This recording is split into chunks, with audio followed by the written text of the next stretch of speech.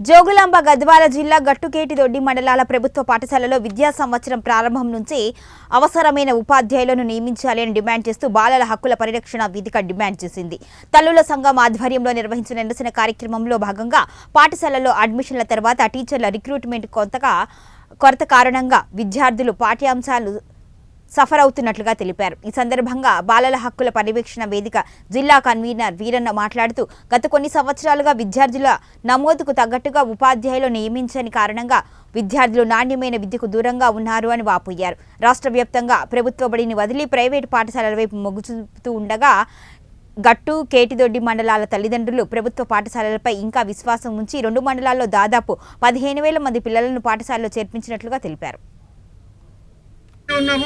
ఇక్కడ అడాప్ట్ కూడా చేసుకో బాలల పరిరక్షణ వేదిక జిల్లా కన్వీనర్ నేను వీరన్న. ఈరోజు గద్వాల్లో పాత బస్టాండ్ దగ్గర రాజు సర్కిల్ దగ్గర ఈ నిరసన దీక్ష ఏర్పాటు చేయడం జరిగింది. ఈ నిరసన దీక్ష ఎందుకోసం అంటే కేటిదొట్టి గట్టు మండలాలు 2 కూడా వెనకవన్న మండలాలు. ఈ మండలాలకు సంబంధించిన ఉపాధ్యాయుల సంఖ్య, ముఖ్యంగా ఉపాధ్యాయుల సంఖ్య చాలా తక్కువగా ఉంది.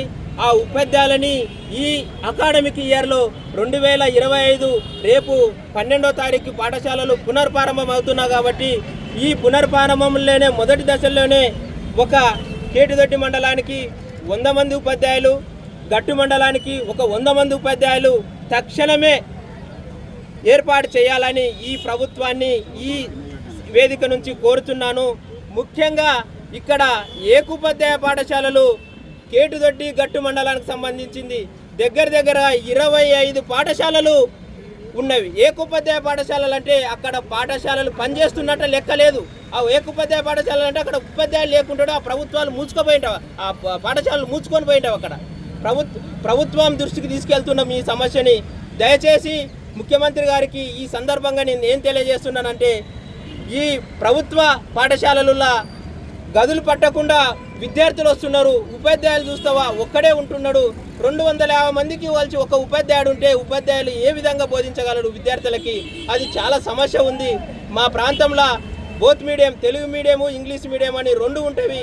సెక్షన్లు చేస్తే ఇప్పుడున్న మొత్తం ఆల్ టీచర్స్ కూడా కేవలం తెలుగు ఉపాధ్యాయులు మాత్రమే. వాళ్ళు ఆ తెలుగు ఉపాధ్యాయులు ఇంగ్లీష్ మీడియం బోధించడానికి చాలా ప్రాబ్లం అవుతుంది.